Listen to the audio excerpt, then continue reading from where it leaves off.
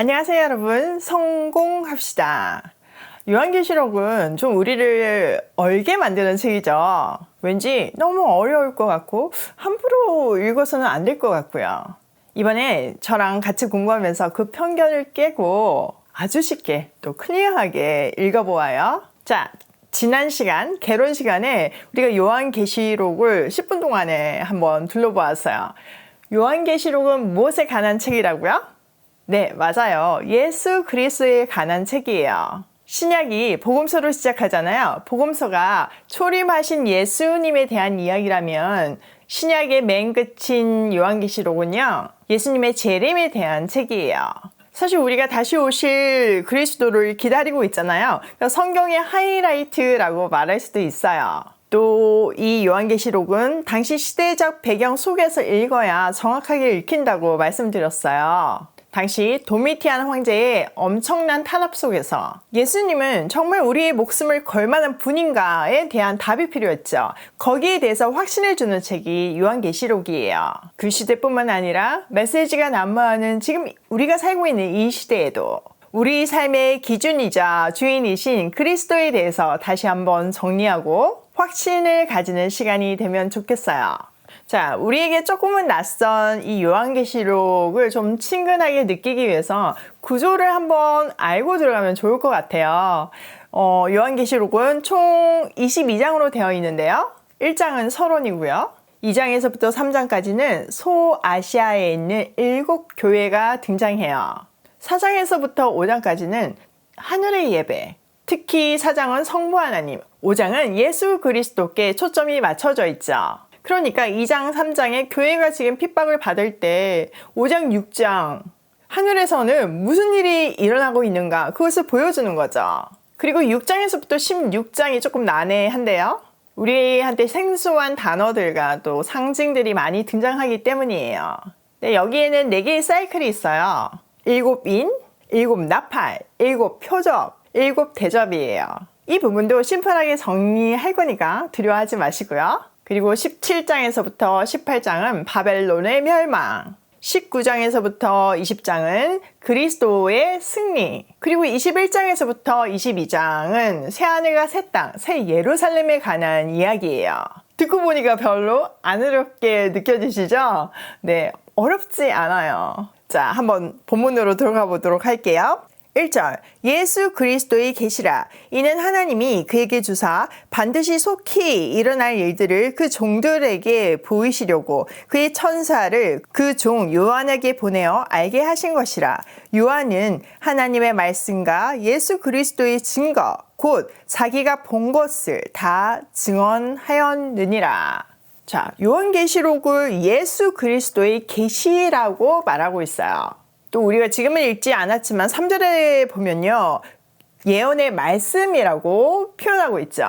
계시와 예언은 조금 다른데요. 계시는요, 미래에 대한 어떤 큰 틀을 말해주고 있다면 예언은 일어날 일들을 보여주는 거는 계시랑 같지만 그 일을 통해서 하나님은 어떤 계획을 갖고 계시며 어떻게 역사하실 것을 설명해 주는 것이 예언이에요. 요한계시록은 아주 특별하게 이 계시와 예언적인 성격을 동시에 가지고 있는 책이에요. 그러니까 앞으로 곧 일어날 계시, 그것을 하나님께서 그리스도께 주셨고 그리스도는 천사를 통해서 자기의 종 요한에게 알게 하셨어요. 그리고 요한은 자기가 듣고 본 것을 다 증언한대요. 그러니까 증언이라는 거는 증인으로서 본 것만 얘기하는 건 거잖아요. 그러니까 보고 들은 것을 우리에게 전달한다는 뜻이죠. 그러니까 우리도 사실 요한이 본 대로 그냥 듣고 보면 돼요. 우리가 요한계시록을 오해하게끔 만드는 것들이 그림 언어, 환상, 뭐 이런 숫자 이런 것들이잖아요.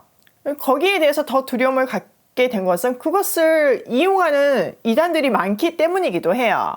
예를 들어 신천지 같은 이단에서는 14만 4천이라는 숫자를 그냥 고지고대로 사용해가지고 여기에 해당하는 사람들만 천국에 간다고 속이고 있는 거죠. 그러니까 이게 정해진 숫자가 있으니까 빨리 들어가지 않으면 천국에 들어갈 수 없잖아요. 그러니까 모든 재산을 다 가지고 다 내팽개치고 그 안으로 들어가는 거예요.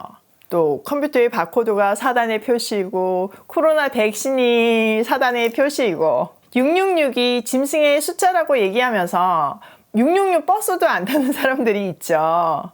요한계시록은 그런 신비한 책도 아니고요. 그 숫자에 그들이 해석하는 의미가 있는 것도 아니고요. 미래의 확고한 그림을 보여주면서 현재의 소망을 가지게 하는 책이에요. 당시 도미티안 황제는 자기를 주라고 부르게 했잖아요. 황제 숭배를 시키니까 예수만 그리스도다, 예수만 주라고 고백하는 크리스찬들은 그걸 할 수가 없는 거예요. 그래서 믿음을 지키기 위해서 죽어가는 1세기 성도들에게 소망을 주는 책이죠.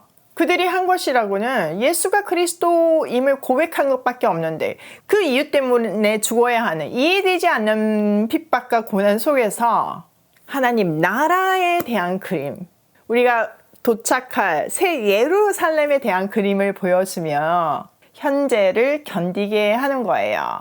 그게 끝이 아니기 때문이죠.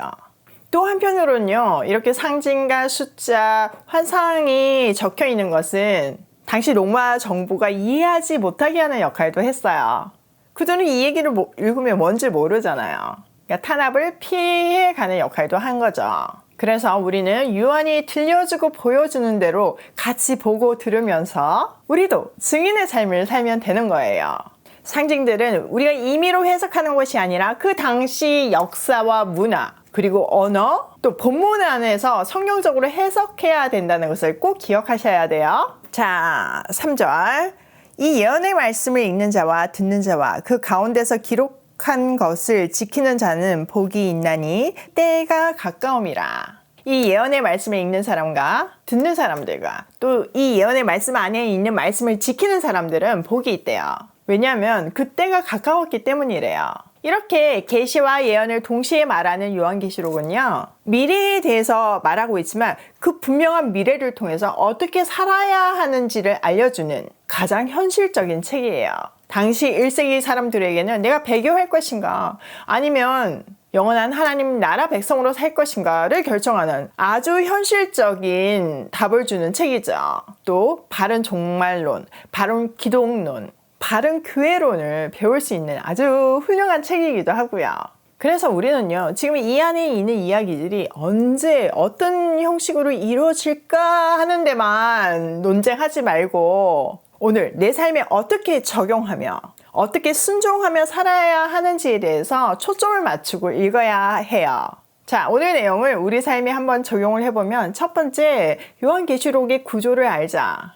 그러니까 무조건 어렵고 무섭다 이게 아니고 구조를 알고 들어가 보면요, 생각보다 쉬워요. 이 구조는 요한계시록의 지도 같은 거니까 여러분들이 한번 외우셔도 좋을 것 같아요. 다시 한번 해볼까요? 1장 서론, 2장 3장은 소아시아에 있는 7교회, 3장 4장은 하늘 예배, 특별히 4장은 성부 하나님에 대한 이야기, 5장은 성자 예수님에 관한 이야기, 6장에서부터 16장은 여러 가지 상징, 그 안에는 4가지 사이클이 있는데 7인, 7나팔, 7표적, 7대접, 그리고 17장에서부터 18장은 바벨론의 멸망, 19장에서부터 20장은 예수 그리스도의 승리, 21장에서부터 22장은 새 예루살렘이에요. 다음 시간까지 외워오실 거죠? 두 번째, 요한이 보고 들은 대로 우리도 보고 듣자.